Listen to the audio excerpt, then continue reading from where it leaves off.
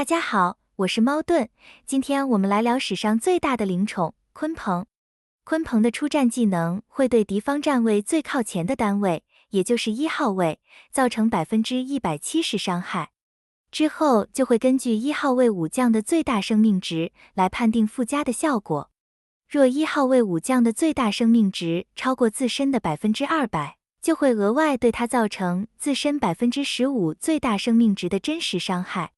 这个效果其实没什么用，而且也只有 SP 女团的神念队才能有如此高额的最大生命值。实际上，这只是一个用来保护助战卯兔女团的效果。若你的1号位武将最大生命值没有超过200%，就会触发鲲鹏真正有实用性的第二个效果。若1号位武将的最大生命值不超过自身的200%，就会触发鲲鹏的第二个效果。被不可抵抗也不可驱散的眩晕一回合，除非你天生就拥有像吕布一样的免控能力，否则就会被鲲鹏强制控制一回合无法行动。鲲鹏会在第1回合结束前出手，然后使敌方1号位武将整个第2回合都无法行动。也因为有着不可驱散的关系，就算你想解也解不掉，是个非常强力的强控主输出灵宠。眩晕结束后，鲲鹏会再次出手，造成目标最大生命值60%的真实伤害，并使其最大生命上限降低30%，效果会持续至战斗结束。如果说福寿是专门用来支援1号位的武将，那么鲲鹏就是专门用来打击1号位的灵宠，它能对敌方1号位造成非常大的打击。但若鲲鹏在释放主动技能时，己方总血量已经低于30%，鲲鹏就只会造成眩晕，并造成30%最大生命值的伤害，而不会触发降低最大生命上限的效果。出战鲲鹏在原来的设计上就是专门用来打击助战卯兔用的。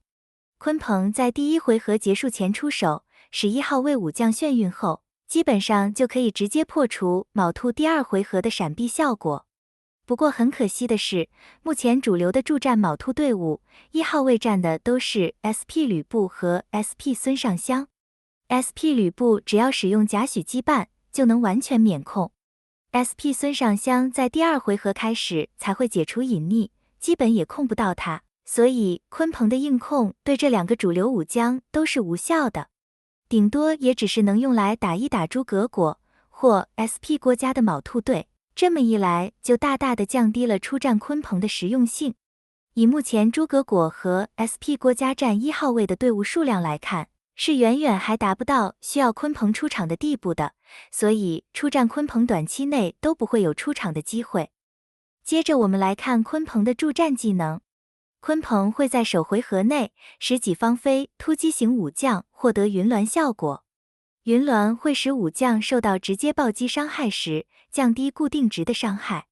降低的数值为自身防御力的60%，并使自身2回合内受到的暴击伤害降低20%，使攻击方2回合内受到的暴击伤害提升20%，最多叠加2层。这就是个专门用来对付灭队或者说是突击队的技能。云峦就等于是一个爆伤版的格挡率，会使到所有直伤的暴击伤害都被减去防御值的60%，并且它还是个双向可叠加的技能。我方武将在被附加云峦效果时，就会先获得受到暴击伤害降低的效果。当有敌方武将对我方拥有云峦的武将造成暴击伤害时，不仅暴击伤害会被防御值格挡而减少，攻击方还会因此而被附加2回合内受到的暴击伤害提升20%的效果。以突击型武将的输出和暴击频率，第1回合就能将这个被暴击伤害提升效果叠满2层，让防御力本来就不高的突击型武将更容易挂掉。要知道，鲲鹏的云峦是不给突击型武将的，即使双方都有鲲鹏助战，突击型武将也还是吃不到任何爆伤减免，反正鲲鹏就是要专门对付突击型武将就对了。若获得云峦的武将是防御型和辅助型武将，云峦的效果还会额外提升50%，并且还会获得20%的无视防御抗性和50%的普攻最终伤害减免。在受到伤害时，还会额外获得自身无视防御属性，呈90%的无视防御抗性。助战鲲鹏除了排斥突击型武将外，还特别照顾了防御型和辅助型武将，使到他们可以获得加倍的效果和额外的效果。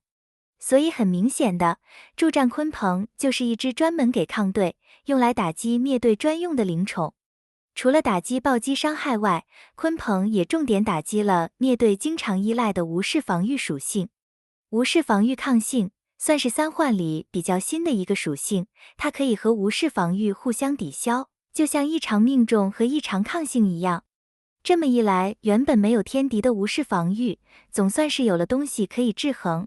一个白给的20%无视防御抗性，再加上自身无视防御属性乘以90%的无视防御抗性加成，这足以抵消掉灭对原来有的大半无视防御属性。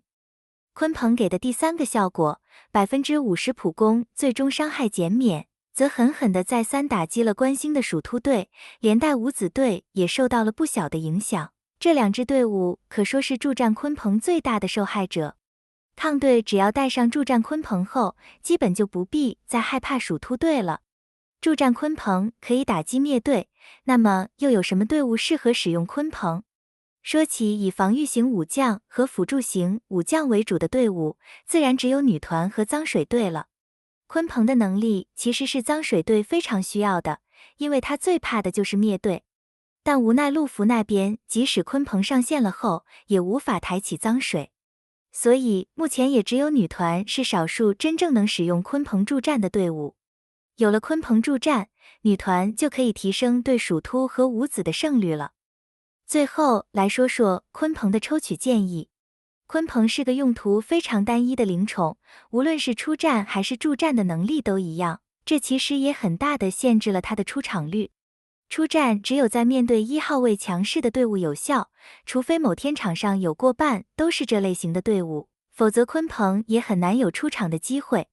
鲲鹏只有在 SP 关羽的某一阶段，没有出战灵宠可用的真空期时，被短暂的拿出来使用了一下，然后就没有然后了。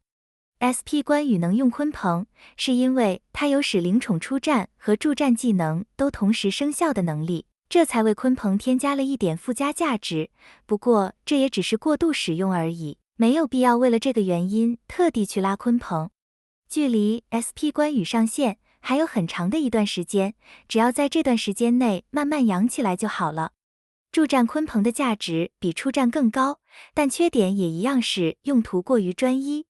助战鲲鹏在打灭队时虽然很好用，但在面对抗队时却是一点用处都没有，位置非常尴尬，因为目前环境里还是抗队多于灭队的。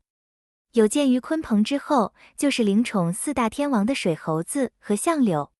所以我建议无氪或小氪玩家可以先把券存起来，预留给后面2只灵宠，因为它们的用途更广，可以使用的队伍也更多。另一个原因也是因为在小氪玩家的环境里，五子和鼠突还是比较少的，所以对鲲鹏的需求其实也没那么高。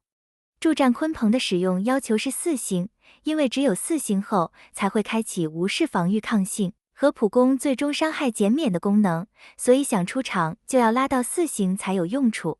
中氪玩家可以根据自身的资源储备来决定氪不氪这只鲲鹏。如果不够券抽之后的2只灵宠，我建议还是留起来吧。相柳之后的灵宠也都是有一定的用处的。好了，今天的视频就分享到这里，感谢大家的收看，我们下期再见。